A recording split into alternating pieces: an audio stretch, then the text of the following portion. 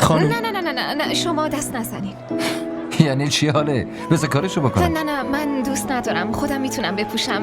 شما برید لطفا. ممنونم. خودم میتونم.